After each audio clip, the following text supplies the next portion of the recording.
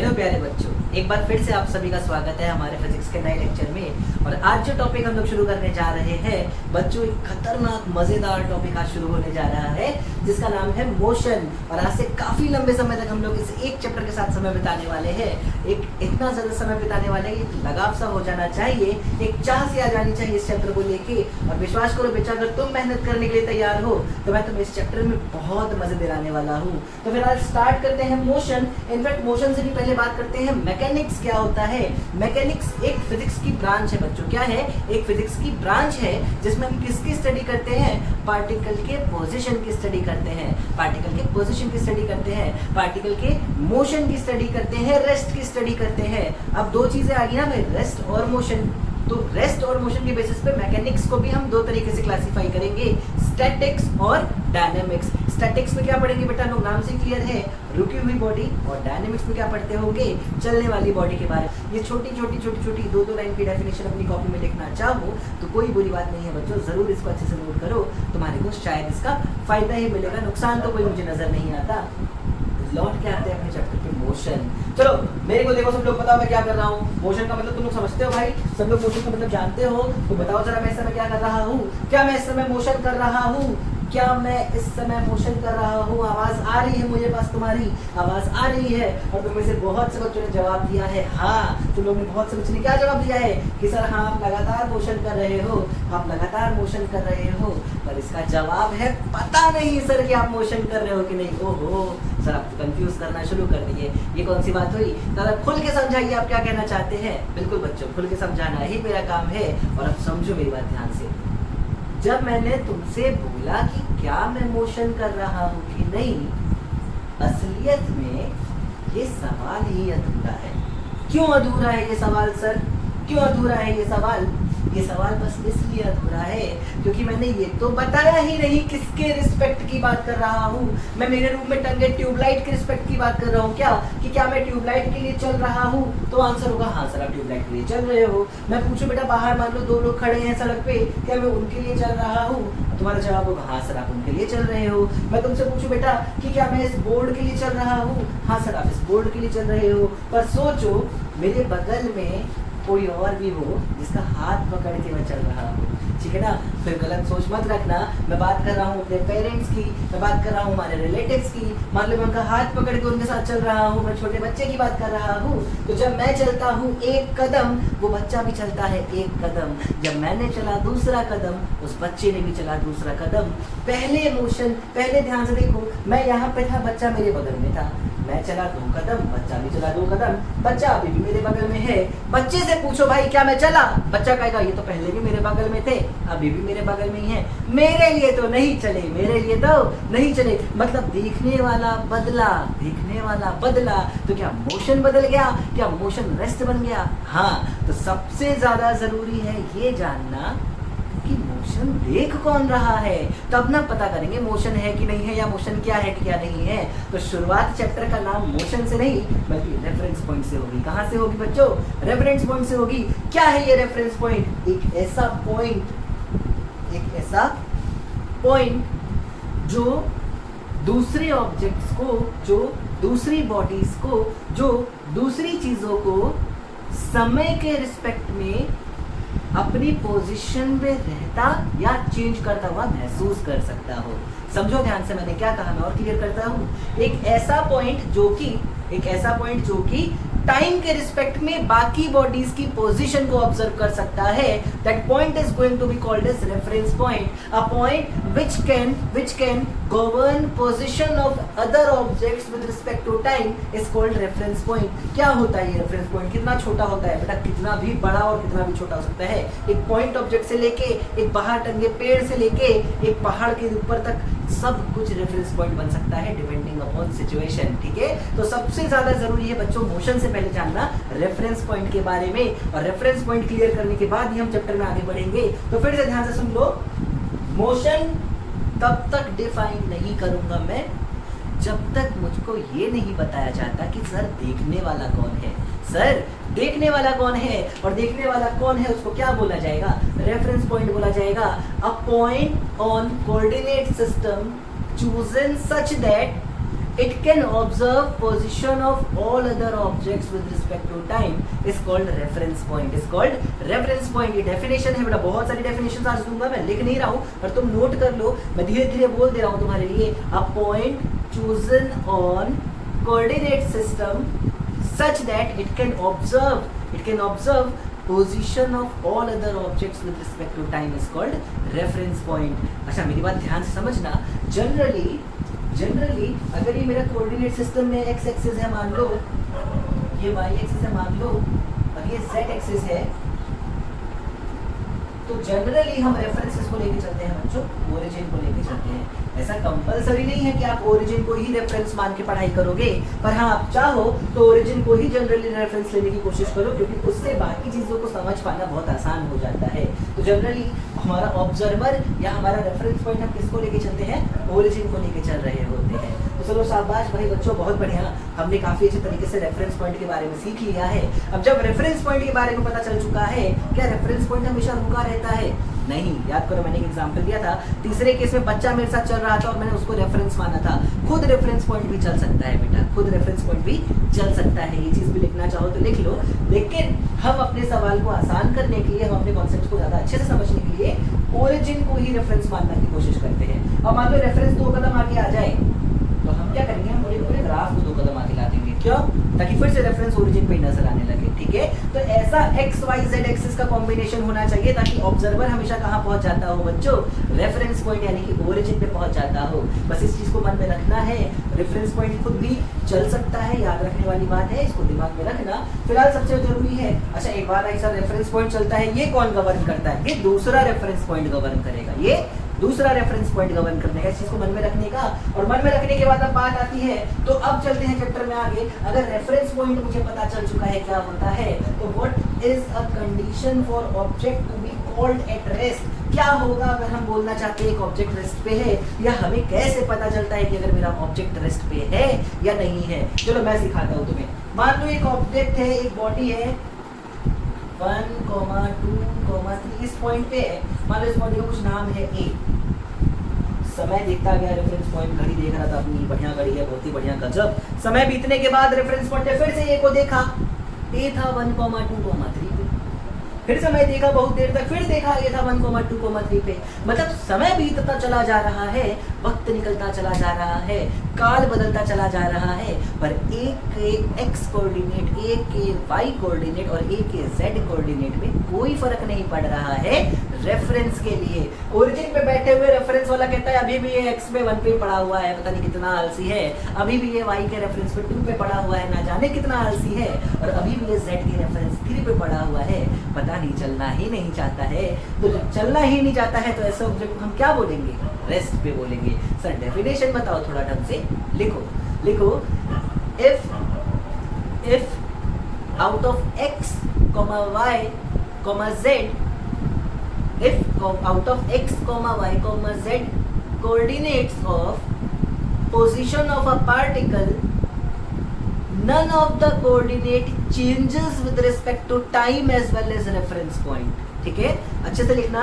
if out of x, y, z coordinates of position of a particle, none of the coordinate changes with respect to time as well as reference point, then such object is called to be at rest, या फिर such object is considered to be at rest। चलो बहुत बढ़िया sir, हमने बहुत ही तरीके से इस डेफिनेशन को समझ लिया है कि क्या होता है रेस्ट, ये हमें पता चल चुका है, रेस्ट के बारे में पता चल गया है। तो चलो हम आगे बढ़ते हैं चैप्टर में। अब आते हैं उस नाम पे जिससे हमारा बहुत पुराना नाता है, जिससे कभी समय से हम लोग जुड़े हुए हैं, और वो क्या है? मोशन। मोशन कहाँ का? आनंद गुजरात का, आनंद नडियाद का है ना? तो नहीं, वो मोशन नहीं, यहाँ हम लोग मोशन की बात करते हैं। तो व्हाट इज मोशन, या फिर when an object, what is condition so that we can consider an object to be in motion. अब सुनो ध्यान से, रेफरेंस पॉइंट जो था हमारा ओरिजिन पे बेचारा बैठा था मस्त। अभी देखा ए को ए 1, 2, 3 पे नजर आया, ठीक है। उसने कहा मैं तो समय देखूंगा, मेरी घड़ी नई नहीं है, बड़ी महंगी सी है, रोलेक्स वोलेक्स नहीं, मैं देखूंगा अपना समय। तो उसने समय देखा, समय देखने के बाद दोबारा ए को ऑब्जर्व किया, तो ए नजर आया 1, 2, 6 पे। कुछ समय के बाद देखा तो ए नजर आया 2, -3, -4 कहीं और। समय बीता तो रेफरेंस ने देखा एक का x कोऑर्डिनेट या एक का y कोऑर्डिनेट या एक का z कोऑर्डिनेट या एक के तीनों कोऑर्डिनेट या कोई भी दो कोऑर्डिनेट बदलते हुए नजर आए, उसे क्या करते हुए नजर आए बच्चों, बदलते हुए नजर आए। और जब कोऑर्डिनेट्स बदलते हुए नजर आए मतलब ए ने अपनी पोजीशन लगातार बदली समय के साथ साथ, और जब भी कोई बॉडी समय के साथ साथ अपनी पोजीशन बदलता है रेफरेंस के लिए, किसके लिए, रेफरेंस के लिए, हम ऐसे ऑब्जेक्ट को मानते हैं कि वो मोशन में है। वो कहाँ है बच्चों, मोशन में है। तो क्या होगी आखिर मोशन की डेफिनेशन, जरूर लिखो अपनी कॉपी में, लिखो an object is said to be in motion if out of x, y, z coordinates of its position any one or two or all the coordinates changes with respect to time as well as reference point, changes with respect to time as well as reference point। ठीक है, तो ये simple सी definition हो गई कि object motion में है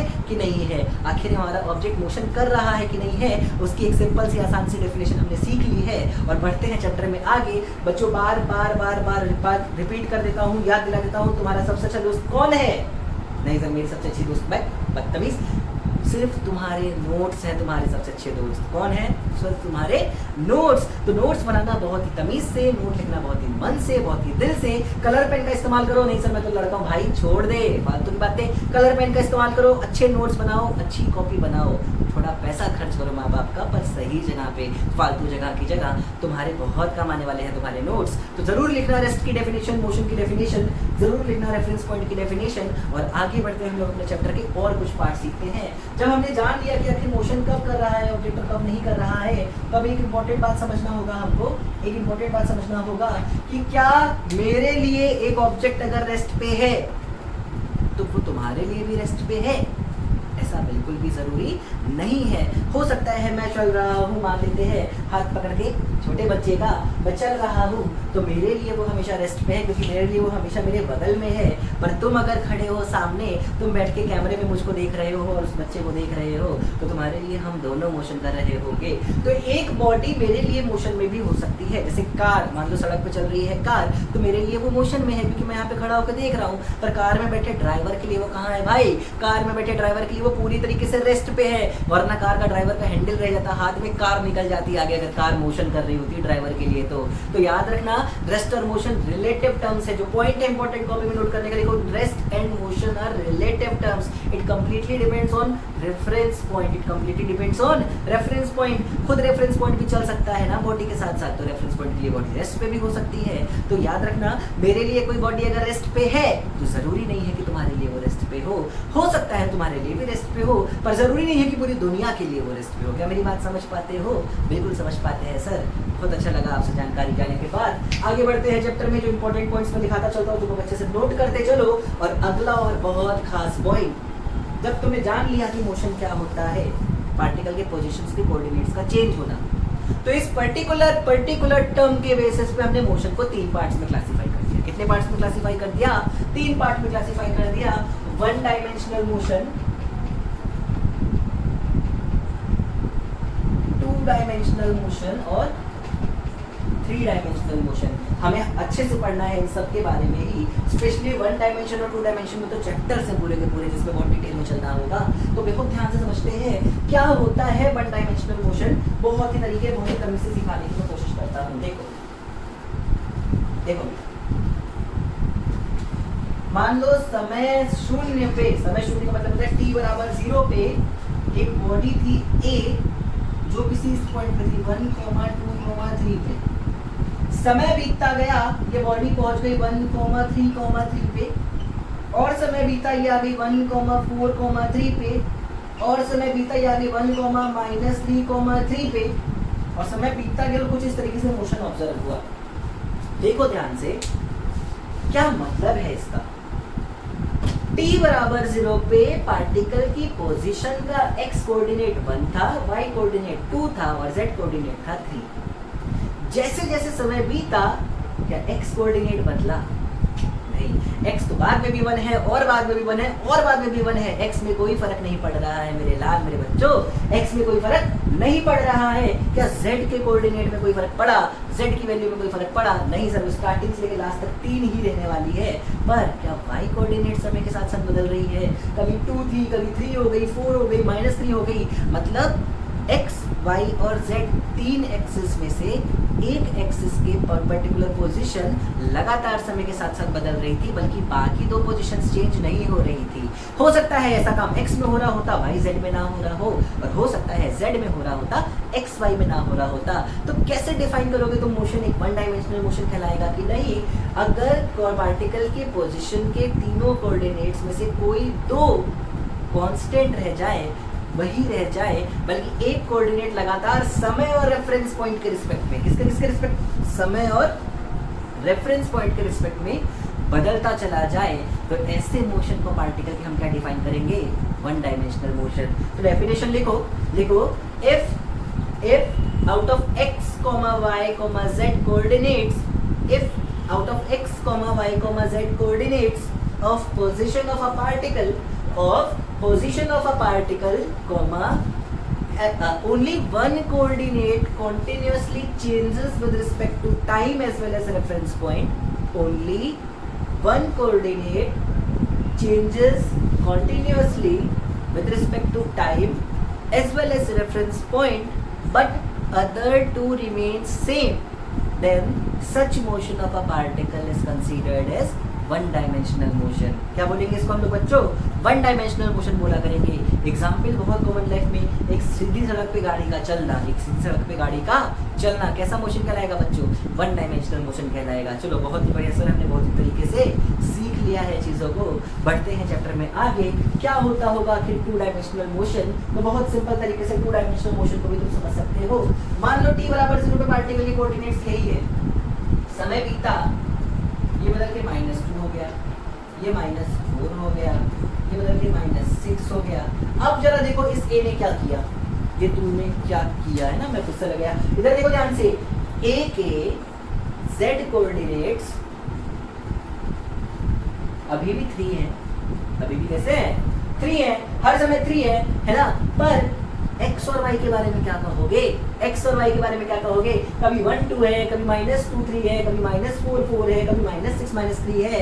मतलब ये जो a पार्टिकल है, कभी इधर चला तो कभी उधर चला, जाने कहाँ कब किधर चला, फिसल गया, गिर गया, जो भी था, छोड़ो फिलहाल। तो z कोऑर्डिनेट्स तो बॉडी के नहीं बदल रहे हैं, z कोऑर्डिनेट्स तो बॉडी के बच्चों नहीं बदल रहे हैं, पर x और y ने अपनी पोजीशन लगातार चेंज की है। x और y पोजीशन के कोऑर्डिनेट्स लगातार चेंज हो रहे हैं। तो अगर तीन में से कोई एक कोऑर्डिनेट तो ना बदल रहा हो, पर बाकी दोनों समय के साथ साथ और रेफरेंस पॉइंट के साथ, रेफरेंस पॉइंट के रिस्पेक्ट में लगातार चेंज होते चले जाएं, तो ऐसे मोशन को हम लोग कैसे डिफाइन करेंगे बच्चों?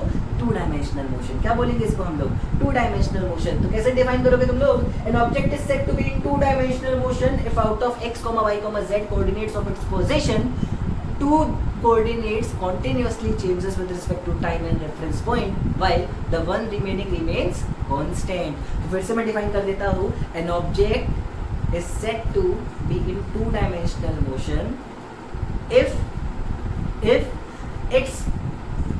the coordinate of its position, if out of x, y, z coordinates of its position, if out of x, y, z coordinates of its position, at least two coordinates changes, at least नहीं लिखेंगे हम लोग, सीधे बोलेंगे two coordinates changes with respect to time as well as reference point, two coordinates changes with respect to time as well as reference point, while the remaining one coordinate remains constant, है ना? हम इस तरीके से to dimensional motion को define करेंगे। Example बता सकते हो क्या? अरे एक सर्कुलर ट्रैक में साइकिल चलाना देख ले, एक सर्कुलर ट्रैक में साइकिल चलाना देख लो, वो टू डायमेंशनल मोशन होगा। मैं तुम्हें अभी तक पढ़ा रहा हूँ, देखो मैं इधर भी जा सकता हूँ, है ना? और मैं आगे भी आ सकता हूँ, मैं आगे भी आ सकता हूँ, देखो कैमरे में तुमको देख सकता हूँ, मैं पीछे भी आ सकता हूँ, लेकिन मैं ऐसे करके उड़ नहीं सकता। तो मेरा भी मोशन कैसा होगा बच्चों? टू डायमेंशनल मोशन होगा। चलो बहुत बढ़िया, शाबाश सर, आपने समझा दिया, हम समझ गए। आगे बढ़ते हैं थ्री डायमेंशनल मोशन के बारे में भी कुछ जानकारी हासिल कर लेते हैं। तो क्या है 3 डायमेंशनल मोशन? क्या तुम्हें लगता है कि मुझे पढ़ाने की जरूरत है? आवाज आ रही है? नहीं सर, हम तो खुद भी लिख लिए हैं, आप क्या बताओगे? अरे मेरा काम है भाई, देख ये भी बदल,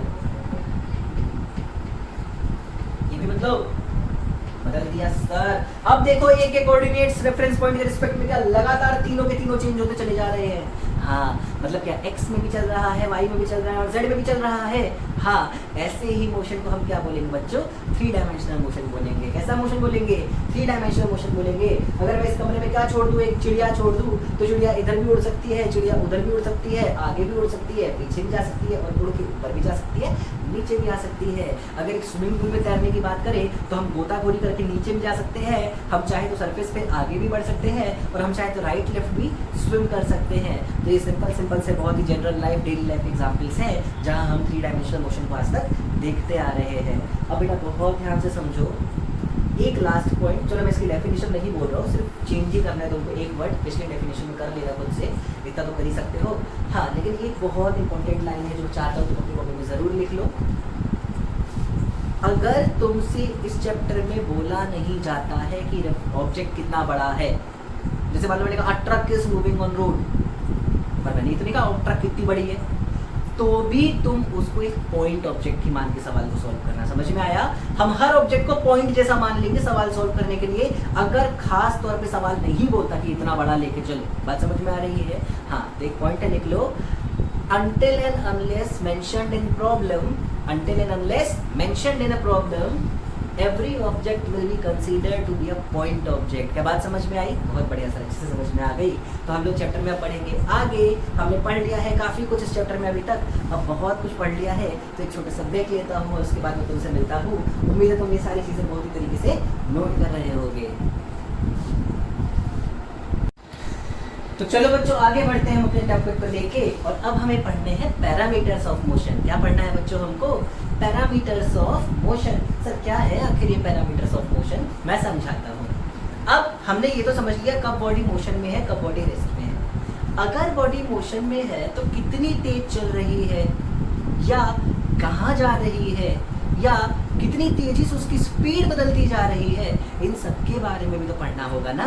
तो वो सारी ही फिजिकल क्वांटिटीज या फिर वो टर्म्स जो कि मुझे एक ऑब्जेक्ट के मोशन की सारी जानकारी दे दे कि इतनी देर के बाद कहाँ पहुँच जाएगा, इसके बाद कहाँ रहेगा, कहाँ इसकी स्पीड बढ़ जाएगी, कहाँ इसकी स्पीड घट रही होगी, ये सब कैलकुलेट कर सकूँ मैं। इन सब को कैलकुलेट करने के लिए जिन फिजिकल क्वांटिटीज़ का या टर्म्स का, फिजिकल क्वांटिटीज़ का या टर्म्स का मैं इस्तेमाल करूंगा, मैं यूज़ करूंगा, वो सारे ही टर्म्स या फिजिकल क्वांटिटीज़ कहलाएंगी पैरामीटर्स ऑफ मोशन। क्या कहलाएंगे बच्चों?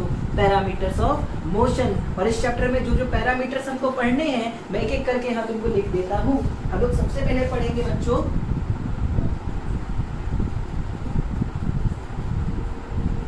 पोजीशन। पोजीशन सबसे पहला पैरामीटर है। पोजीशन के साथ साथ आप यहाँ पे पोजीशन वेक्टर भी लिख लेना साथ में। फिर हम लोग पढ़ेंगे डिस्टेंस, डिस्प्लेसमेंट, स्पीड, वेलोसिटी। एक एक के बारे में बहुत डिटेल में, स्पीड अलग पढ़ेंगे, वेलोसिटी अलग पढ़ेंगे, और एक्सेलरेशन और क्या पढ़ेंगे बच्चों?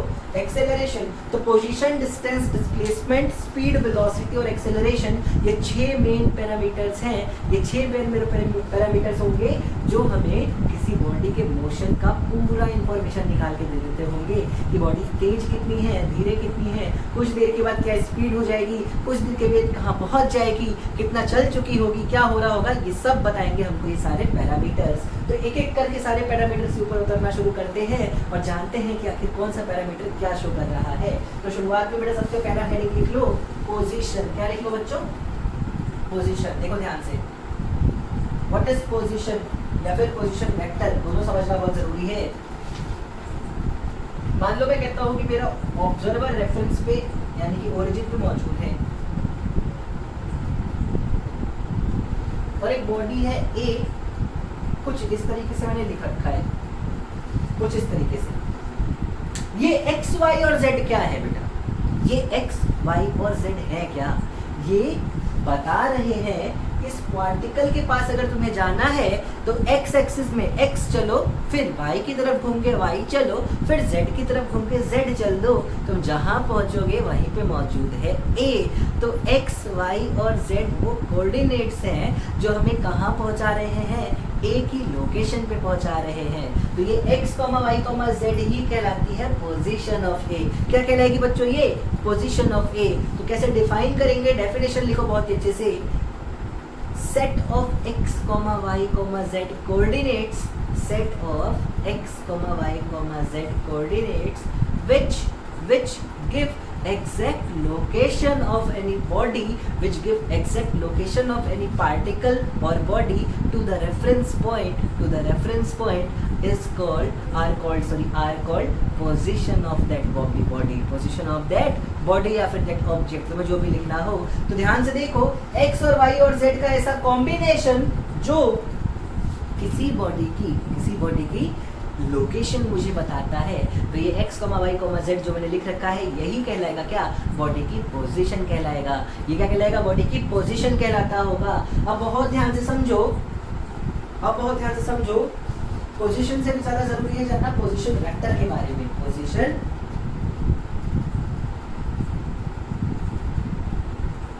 वेक्टर के बारे में तो ध्यान से समझो, रेफरेंस पॉइंट यानी कि ओरिजिन को अगर मैं पार्टिकल के पोजीशन से ज्वाइन करूं एक वेक्टर की हेल्प से, कुछ इस तरीके से कि वेक्टर का टेल है रेफरेंस पॉइंट पे और हेड है पार्टिकल की पोजीशन पे। देखो ध्यान से, अगर मैंने रेफरेंस पॉइंट को पार्टिकल की पोजीशन से किसी वेक्टर से ज्वाइन किया कुछ इस तरीके से कि वेक्टर का टेल कहाँ है और रेफरेंस पॉइंट पे और हेड कहाँ है पार्टिकल की पोजीशन पे, तो ये जो वेक्टर है यही कहलाता है पोजीशन वेक्टर। और कैसे लिखते हैं, O से हम लोग दिखाते हैं रेफरेंस को, तो O से A को ज्वाइन करने वाला वेक्टर OA वेक्टर कहलाएगा।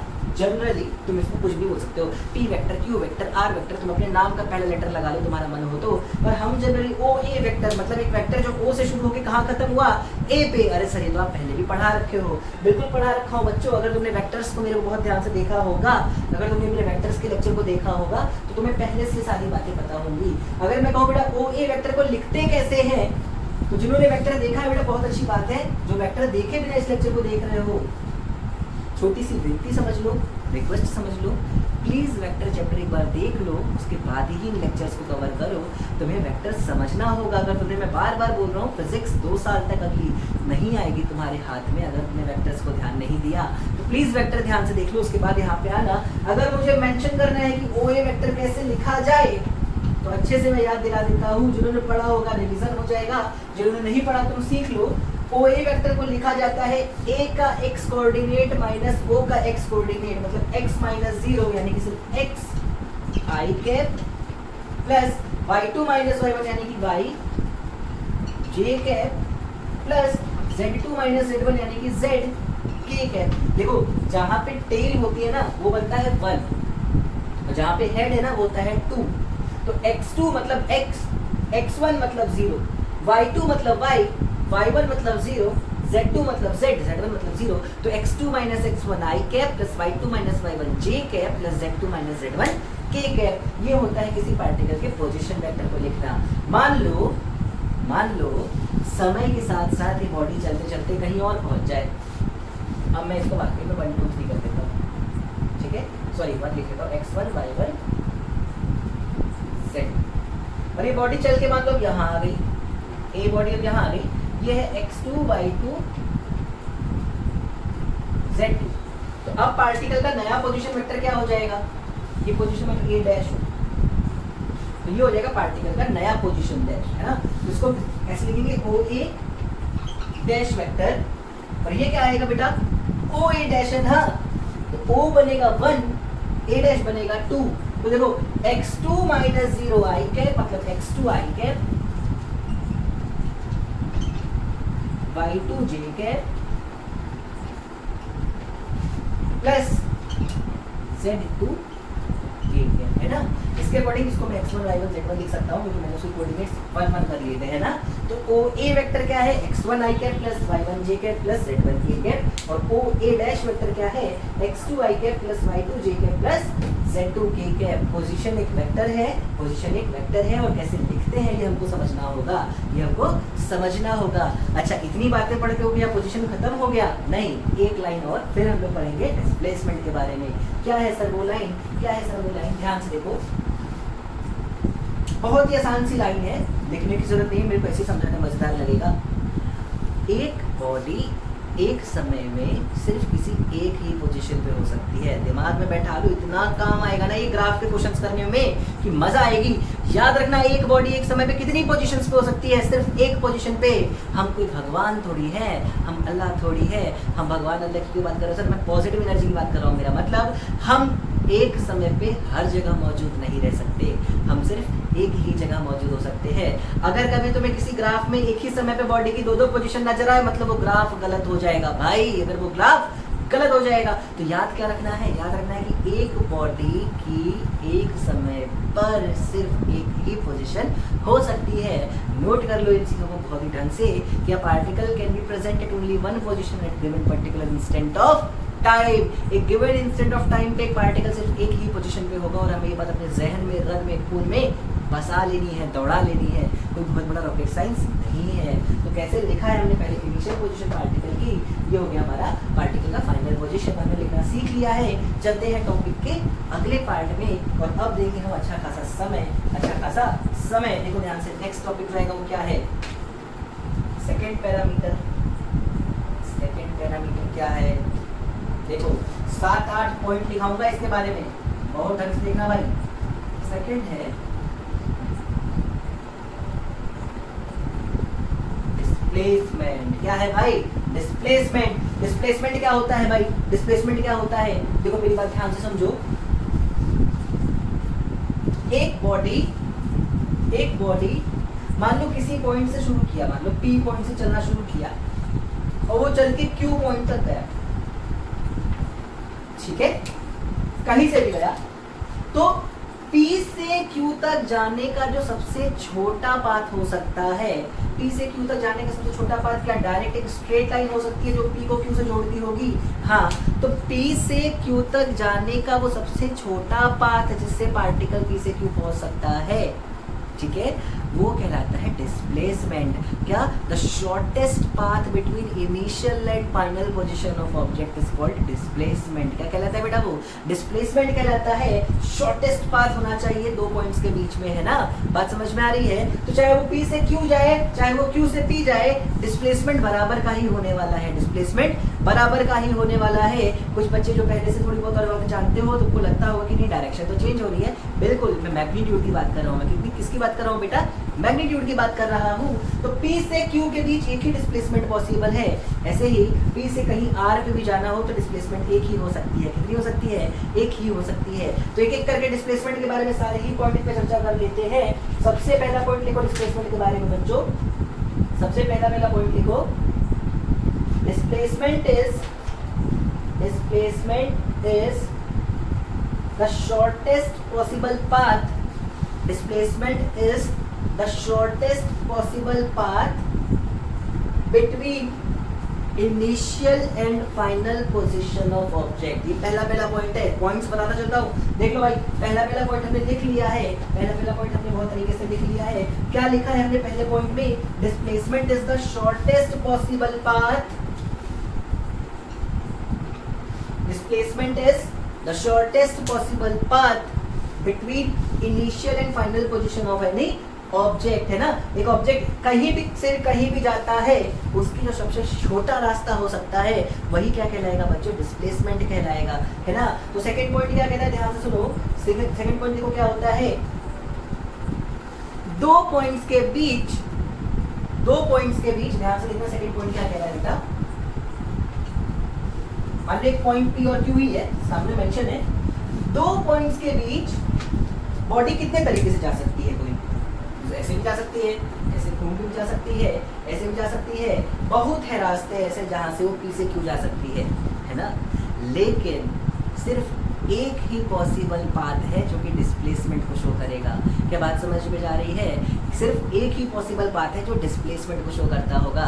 तो दो पॉइंट्स के बीच डिस्प्लेसमेंट की सिर्फ एक ही पॉसिबल वैल्यू है, इससे ज़्यादा वैल्यूज नहीं हो सकती कभी भी। तो सेकंड पॉइंट होता है there can be only one possible value of displacement. लिखो भाई ध्यान से, there can be only one possible value of displacement, there can be only one possible value of displacement between two positions of a particle. Two positions of a particle, particle की दो positions के बीच में सिर्फ एक ही possible path हो सकती है जो डिस्प्लेसमेंट को शो कर रही होगी। ठीक है, इससे ज़्यादा कभी भी होना पॉसिबल नहीं है। चलो और ध्यान से समझते हैं डिस्प्लेसमेंट के बारे में। तीसरी बात,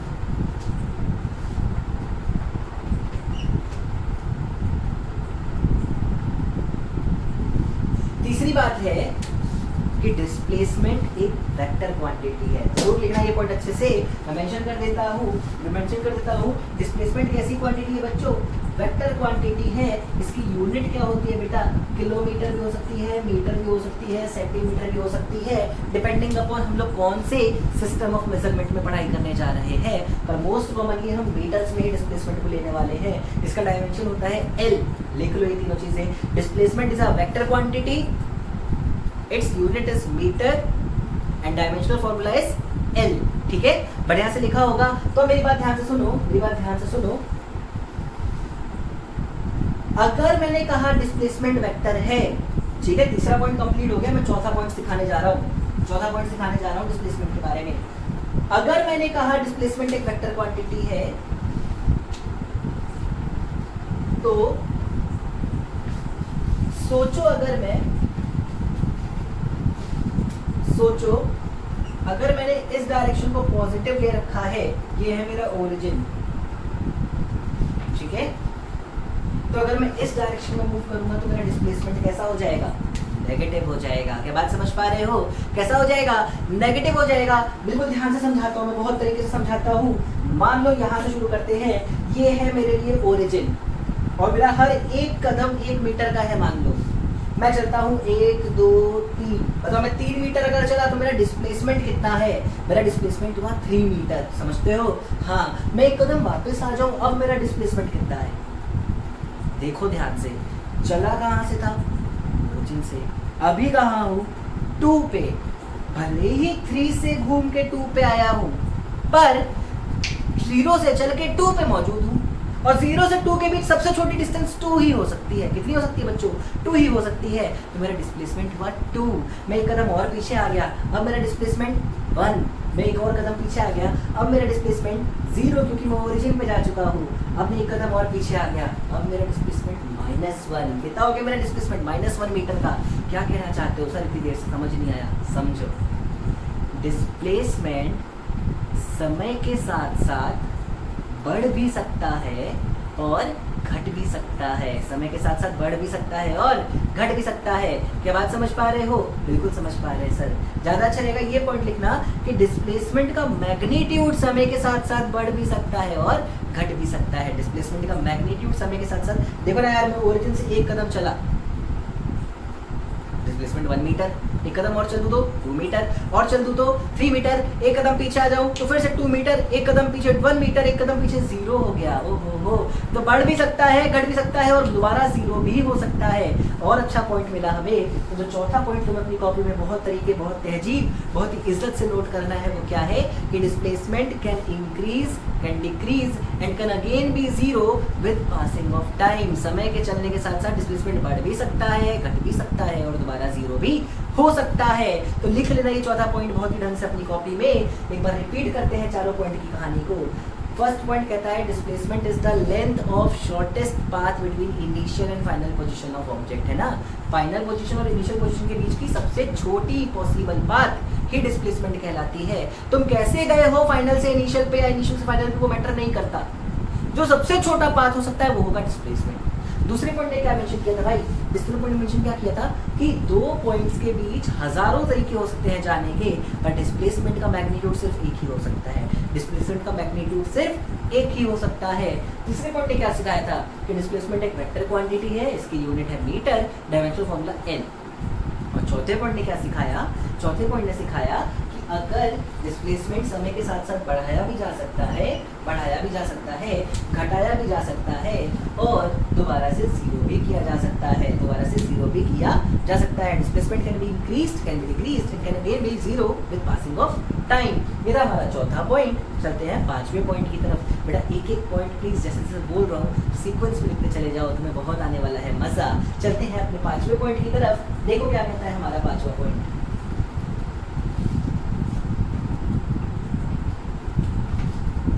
पांचवा पॉइंट कहता है, पांचवा पॉइंट चौथे पॉइंट से थोड़ा सा रिलेटेड है।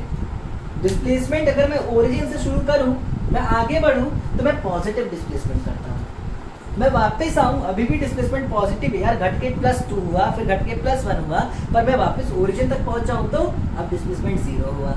अब मैं एक कदम और पीछे, 2 कदम और पीछे जाऊं तो मेरा डिस्प्लेसमेंट -2 -3 होने लग गया। मतलब क्या डिस्प्लेसमेंट पॉजिटिव हो सकता है? हाँ। क्या नेगेटिव हो सकता है? हाँ। क्या जीरो हो सकता है? हाँ। तो लिखो ये point, displacement can B positive, can be negative and can be zero. Displacement positive भी होता है, डिस्प्लेसमेंट नेगेटिव भी होता है, डिस्प्लेसमेंट जीरो भी होता है। यहाँ नेगेटिव डिस्प्लेसमेंट का क्या मतलब हुआ सर? नेगेटिव डिस्प्लेसमेंट का बस इतना सा मतलब होता है बच्चों कि हम जिस डायरेक्शन को पॉजिटिव माने हैं एक्चुअली हम उससे उल्टी तरफ जा रहे हैं, इसके अलावा कोई और मतलब नहीं है। पर डिस्प्लेसमेंट पॉजिटिव भी होता है, नेगेटिव भी होता है और जीरो भी हो सकता है। काफ़ी इंपॉर्टेंट पॉइंट है हमारे लिए, ज़रूर से अपनी कॉपी में नोट कर लेना। काफ़ी इंपॉर्टेंट पॉइंट होने वाला है हमारे लिए, इसको ज़रूर से अपनी कॉपी में नोट कर लेना कि डिस्प्लेसमेंट पॉजिटिव, नेगेटिव और जीरो सारी ही पॉसिबल हो सकते हैं।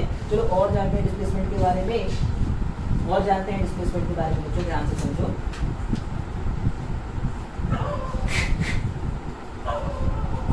मान लो मैं कहता हूँ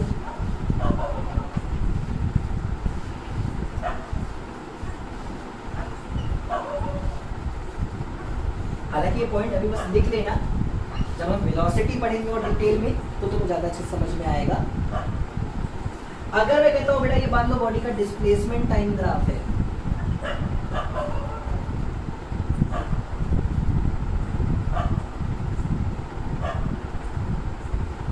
ठीक है? हम सब जानते हैं कोई भी ग्राफ होता है तो वो ग्राफ की लाइन एक्स एक्सिस से जो एंगल बना रही होती है, यानी कि टाइम एक्सिस से जो भी कह सकते हो, जो भी हमारे इधर वाले एक्सिस में है, यही लाइन, ये एंगल क्या कहलाता है बेटा? ये एंगल, इस एंगल का अगर मैं tan निकाल लूँ मतलब tan थीटा, ये क्या कहलाता है बेटा? स्लोप। क्या कहलाता है? स्लोप कहलाता है। क्या बात समझते हो? हाँ सर समझते हैं, मैंने पढ़ाया है तुम लोग को बेसिक ग्राफ में, नहीं पढ़ाया तो मैं यहाँ समझा दे रहा हूँ, फिर से ध्यान से देख लो। कोई भी ग्राफ एक्स एक्सिस के साथ जो एंगल बना रही होती है उसका अगर मैं ट्रिग्नोमेट्री में tan फंक्शन कैलकुलेट कर लूँ मतलब tan थीटा, तो tan थीटा क्या कहलाएगा बच्चों? स्लोप कहलाता है। क्या कहलाता है बच्चों? स्लोप कहलाता है। इस स्लोप को कैलकुलेट करने का एक और तरीका होता है स्ट्रेट लाइंस के लिए। मान लो ये पॉइंट है कुछ, वैसे ओरिजिन है लेकिन मैं जान मुझ के ओरिजिन नहीं ले रहा हूँ, मैं x1 y1 मान लेता हूँ इसको, x2 y2 मान लेता हूँ इसको, ठीक है? तो किसी भी लाइन का स्लोप, स्ट्रेट लाइन का स्लोप निकालने का एक और फॉर्मूला होता है y2 minus y1 upon x2 minus x1। Formula जरूर नोट कर लेना बच्चों, अगर तुम पहली बार देख रहे हो और जो पहले ही मुझसे पढ़ के रखे हैं बेसिक मैथमेटिक्स, तुम्हें बहुत ही आसान लग रहा होगा ये। और एक और तरीका होता है स्लोप निकालने का, वो कैसे होता है? डिफरेंशिएशन से। dy बाई dx मैंने सिखाया था। यहाँ पे y का मतलब डिस्प्लेसमेंट है, यहाँ पे x का मतलब टाइम है, तो rate of change of displacement यानी कि dy बाई या फिर ds लिख लेते हैं डिस्प्लेसमेंट को, ds बाई dt इस ग्राफ के अकॉर्डिंग डिस्प्लेसमेंट को मैं s से शो कर रहा हूँ। तो ds बाई dt को क्या बोलते हैं? देखो d को क्या बोलते हैं? Rate of change of displacement with respect to time. तो rate of change of displacement with respect to time होगा क्या? वेलोसिटी हो जाती है। तो क्या है हमारा 6th पॉइंट में तुम्हें बस समझा देता हूँ। डिस्प्लेसमेंट टाइम ग्राफ का स्लोप किसी भी इंसिडेंट पे, किसी भी इंस्टेंट ऑफ टाइम पे, किसी भी इंस्टेंट ऑफ टाइम पे उस समय पर पार्टिकल की वेलोसिटी शो करता है। क्या बात समझ में आ रही है? अभी कोई काम नहीं है इस पॉइंट का, कोई काम नहीं है, विश्वास करो एक समय आएगा जब इतनी सारे पॉइंट्स के साथ हमें डील करना होगा।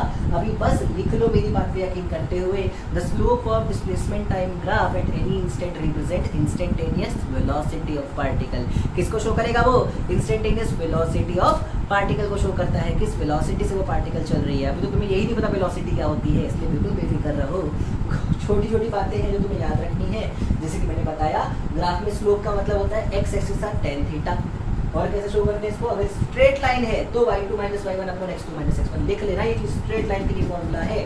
और अगर स्ट्रेट लाइन नहीं है तो ds बाई dt, ये यूनिवर्सल है, ds बाई dt या फिर dy बाई dx जो भी लिखना चाहते हो, d ऑफ y वाले ग्राफ का part upon d of x वाले पार्ट का पार्ट, ये किसी भी ग्राफ के लिए सही होता है। ये भी क्या है, स्लोप, ये भी स्लोप और ये भी स्लोप। और slope of displacement time graph क्या शो करेगा मेरे बच्चों, ये शो करेगा position, sorry velocity of particle. वो भी कौन सी वेलोसिटी, इंस्टेंटेनियस वेलोसिटी। तो परेशान नहीं हो, मैं बहुत डिटेल में पढ़ा दूंगा डिफरेंशिएट करना कैसे करते हैं। अभी बस लिख लो, differentiation of displacement with respect to time ही वेलोसिटी दे देगा, ठीक है। जब वेलोसिटी पढ़ेंगे ये डेफिनेशन दोबारा लिखेंगे वहाँ पे। तो ये कुछ छोटी छोटी सी बिल्कुल प्यारी प्यारी सी बातें हो गई डिस्प्लेसमेंट के बारे में। चलो चेक तो करना बनता है ना, मेरा चेक तो करना बनता है। आखिर एक काम करता हूँ, एक छोटा सा सवाल लेके आता हूँ जिसके साथ हम आज के लेक्चर को एंड करते हैं। नेक्स्ट लेक्चर में डिस्टेंस के बारे में पढ़ना शुरू करेंगे और डिस्टेंस से फिर आगे कहानी शुरू करते चले जाएंगे। आज का एक छोटा सा सवाल बस चेक करता हूँ, तब तक तुम इन सारे ही 6 के 6 पॉइंट को जरूर से अपनी कॉपी में नोट कर लेना। इसी के बेसिस पे होगा वो सवाल, मैं बार बार बोल रहा हूँ, तो बस इतनी चीज़ों को नोट करो, मैं आता हूँ सवाल लेकर। तो ठीक है बच्चों, देखो तुम्हारे पास इस समय हमारी स्क्रीन पे 5 ग्राफ नजर आ रहे होंगे। हर एक ग्राफ डिस्प्लेसमेंट वर्सेस टाइम का है और हर एक ग्राफ का आंसर उन 6 पॉइंट्स में मेंशन है जो तुमने पहले लिखा है। इनफैक्ट सिर्फ 5 पॉइंट्स में मेंशन है जो तुमने लिख रखे हैं। अभी दिमाग का इस्तेमाल करो और बताओ इनमें से कौन सा ग्राफ डिस्प्लेसमेंट और टाइम का ग्राफ हो सकता है और कौन सा ग्राफ गलत है, और अगर ग्राफ गलत है तो क्यों गलत है। चलो एक एक करके चर्चा करते हैं। उससे पहले तुम वीडियो को पॉज करो, सारे ही ग्राफ ध्यान से नोट करो और अपना आंसर पहले लिख लो, चेक करो क्या तुम्हारा आंसर मेरे आंसर से मैच कर रहा है। चलो पहले ग्राफ की बात करते हैं। एक डिस्प्लेसमेंट वर्सेस टाइम का ग्राफ दे रखा है, स्ट्रेट लाइन है, लगातार डिस्प्लेसमेंट बढ़ता चला जा रहा है। अरे दिख तो रहा है ये बिल्कुल सही ग्राफ होगा, पर एक्चुअली ये ग्राफ गलत है। क्यों गलत है ये ग्राफ भाई? ये देख, इस एक्सिस पे समय है ना, मैंने कहा था डिस्प्लेसमेंट पॉजिटिव नेगेटिव हो सकता है, पर मैंने ये थोड़ी कहा था समय नेगेटिव हो जाएगा। और देखो ग्राफ का ये वाला पार्ट, यहाँ समय नेगेटिव दिख रहा है, यहाँ समय नेगेटिव दिख रहा है। भाई टाइम में नेगेटिव में जाना पड़ा ना, समय कभी नेगेटिव नहीं हो सकता, इसलिए ये ग्राफ है गलत। चलो शाबाश।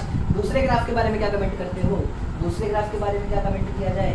डिस्प्लेसमेंट पहले समय के साथ साथ बढ़ा, फिर और बढ़ा, फिर कम हुआ। क्या डिस्प्लेसमेंट बढ़ भी सकता था, कम भी हो सकता था? हाँ, सारी कंडीशन सेटिस्फाइड है, तो ये ग्राफ बिल्कुल सही है, शाबाश। तीसरे ग्राफ में देखो क्या हुआ, समय तो बढ़ा पर पहले डिस्प्लेसमेंट नेगेटिव हो गया, फिर डिस्प्लेसमेंट बढ़ के दोबारा 0 हुआ और फिर डिस्प्लेसमेंट पॉजिटिव हो गया। अरे देख भाई, डिस्प्लेसमेंट पहले नेगेटिव हुआ, ये है y एक्सिस डिस्प्लेसमेंट को शो कर रही है, तो y में पहले तो नीचे गए ना, मतलब डिस्प्लेसमेंट नेगेटिव हुआ, फिर y में ऊपर आए, डिस्प्लेसमेंट दोबारा 0, और फिर y में और ऊपर निकल गए, मतलब डिस्प्लेसमेंट पॉजिटिव। क्या डिस्प्लेसमेंट पॉजिटिव नेगेटिव 0 तीनों हो सकता है? हाँ। समय चेक कर लो, अरे समय तो हमेशा पॉजिटिव या बढ़ रहा है भाई, और कुछ थोड़ी हो रहा है, तो ये ग्राफ भी बिल्कुल सही है, शाबाश। चौथा ग्राफ, समय लगातार पॉजिटिव है सर, डिस्प्लेसमेंट लगातार बढ़ रहा है सर, तो ये तो ग्राफ सही होना चाहिए, पर गलत है। ओहो, क्यों गलत है सर, क्यों गलत है? देख, इस समय की बात करो, इस समय पे जो बॉडी है यहाँ मौजूद है और यही बॉडी यहाँ भी मौजूद है। क्या एक समय पे एक बॉडी दो पोजीशंस पे हो सकती है? नहीं। और ध्यान से समझो, एक भी एक्सप्लेनेशन मैंने दिया बिल्कुल सही।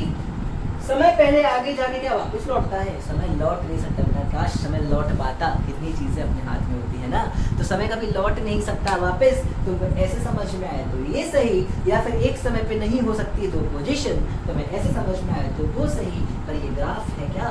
गलत। शाबाश बच्चों, फिफ्थ वाला ग्राफ, समय बढ़ रहा है, डिस्प्लेसमेंट कम हो रहा है, बिल्कुल पॉसिबल है तो पॉजिटिव ही डिस्प्लेसमेंट पर कम हो रहा है, तो बिल्कुल पॉसिबल है, और ये ग्राफ है बिल्कुल सही। चलो हमने काफ़ी सारी चीज़ें जान ली, अच्छा सा एक क्वेश्चन भी हमने सीख लिया। अब क्या करना चाहिए? लेक्चर एंड कर दूँ? नहीं, अभी नहीं करूँगा बेटा, सिर्फ 2 मिनट और पढ़ा लेने दो, फिर करते हैं इस लेक्चर को एंड, और फिर करेंगे थोड़ी सी बातें, उसके बाद करते हैं लेक्चर। देखो ध्यान से,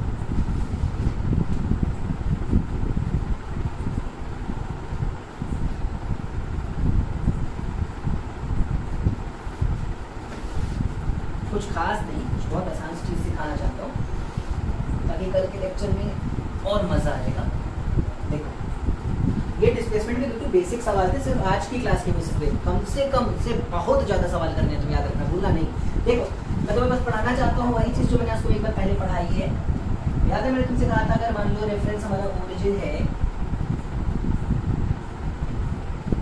एक पार्टिकल था, मान लो मेरे ए पॉइंट पे जिसके कोऑर्डिनेट थे x1, y1, z1, फिर वो चल के चला आया था बी पॉइंट पे जिसके कोऑर्डिनेट्स थे x2, y2, z2। तो मैं याद है मैंने इसका ओ ए वेक्टर और ओ बी वेक्टर लिखना सिखाया था।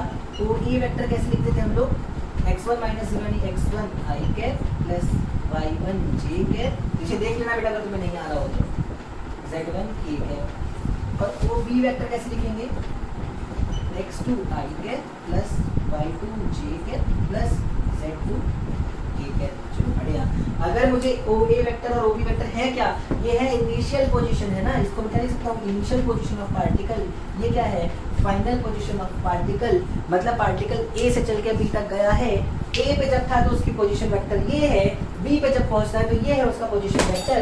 तो आखिर इसका डिस्प्लेसमेंट वेक्टर क्या है, तो डिस्प्लेसमेंट मतलब कैसे होता है, स्ट्रेट लाइन से ज्वाइन करना पड़ेगा ए वेक्टर को बी से, सॉरी ए पोजीशन को बी से।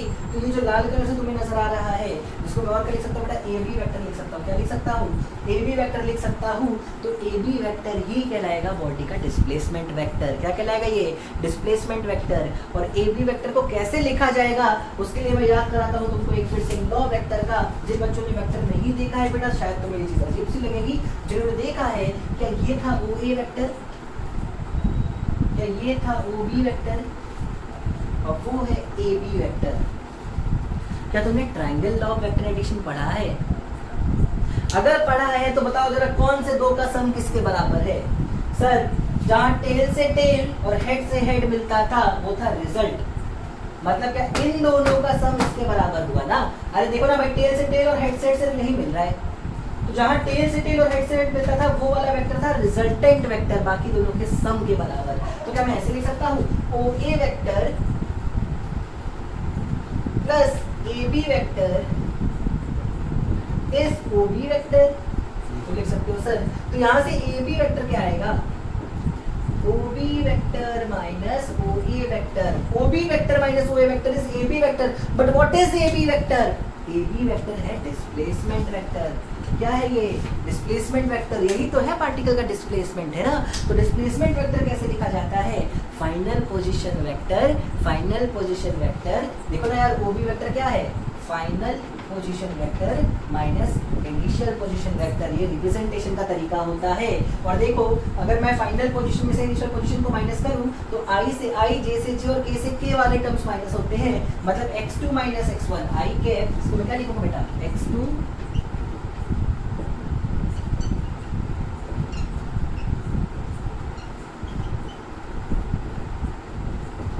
ये है डिस्प्लेसमेंट वेक्टर। ये जो निकल के आया ना बेटा, ये है डिस्प्लेसमेंट वेक्टर। और अगर तुमसे डिस्प्लेसमेंट का मैग्नीट्यूड पूछ ले तो अंडर रूट ऑफ इसका स्क्वायर प्लस वाई वाले इसका स्क्वायर प्लस इसका स्क्वायर, वहां से हमारा मैग्नीट्यूड निकल जाएगा डिस्प्लेसमेंट का। तो एक छोटी सी चीज़ थी जो तुम्हें बतानी थी, कैसे लिखना है डिस्प्लेसमेंट वेक्टर को ग्राफिकल मेथड्स में, है ना। ग्राफ के बेसिस पे हम डिस्प्लेसमेंट वेक्टर कैसे लिखते हैं और उसका मैग्नीट्यूड कैसे निकालते हैं, बस यही तुम्हें यहाँ पर सिखाना था, है ना। तो छोटा सा टॉपिक डिस्प्लेसमेंट वेक्टर के नाम से हेडिंग लिख के तुम इनको नोट कर लो और विश्वास करो बेटा है हद से ज़्यादा इम्पोर्टेंट, हद से ज़्यादा इम्पोर्टेंट। चलो एक काम करते हैं, चेक तो करना बनता है, चेक तो करना बनता है कि क्या तुम मेरी बात समझते हो कि नहीं। तो एक काम करता हूँ, मैं 3 क्वेश्चन देता हूँ, तीन देता हूँ। पार्टिकल का इनिशियल पोजीशन और फाइनल पोजीशन में लिख देता हूँ। तुम्हें मुझे इसका डिस्प्लेसमेंट वेक्टर लिख के दिखाना है हर बार। क्या लिखना है बेटा, डिस्प्लेसमेंट वेक्टर लिख के दिखाना है। क्या लिख के दिखाना है बेटा, डिस्प्लेसमेंट वेक्टर लिख के दिखाना है, और कितना डिस्प्लेसमेंट हुआ उसका मैग्नीट्यूड भी लिखना है, ठीक है ना। तो देखो ध्यान से, रेफरेंस हर बार मैं किसको लेने वाला हूँ बेटा, 0,0,0 यानी कि ओरिजिन को। पहले मान लेते हैं 2,1,3 पे था, फिर मान लेते हैं वो पहुंच गया 1,2,3 पे, ठीक है। दूसरे से मान लेते हैं 3,1,4 पे था, अब पहुंच गया मान लो -2, -3, -4 पे। और तीसरा सवाल लेते हैं जहाँ पे 1,1,1 से चल के चला गया है 5,5,5 पे। तो तीनों ही बार डिस्प्लेसमेंट वेक्टर और मैग्नीट्यूड ऑफ डिस्प्लेसमेंट है ना, तुमको दोनों चीज़ें कमेंट में बतानी है। इसके साथ साथ बेटा आज तक मैंने नहीं बोला पर पहली बार बोल रहा हूँ और उम्मीद है मुझे जवाब मिलेगा। प्लीज़ कमेंट में बताओ तुम्हें लेक्चर कैसा लगा, क्योंकि आज मैं मोटिवेशन चाहता हूँ कि मैं इतनी ही एनर्जी आगे कंटिन्यू कर पाऊँ, तो मैं हर लेक्चर में इतना जोश दे पाऊँ और एक यकीन दिला पाऊँ कि हाँ मैं इतना ही शानदार पढ़ाने वाला हूँ। शानदार बोलना मैं अपने आप खुद ही तारीफ कर ले रहा हूँ, कैसा सॉरी कट। तुम बस कमेंट में आज ये बताओगे कि तुम्हें लेक्चर कैसा लगा और साथ साथ इनके आंसर्स ज़रूर बताने हैं तुमको। बस मस्त रहो, अपने घर में खुश रहो, खेलते रहो, खाते पीते रहो, अपना ध्यान रखो और अपने फ्यूचर का भी ध्यान रखो। शुक्रिया बच्चों।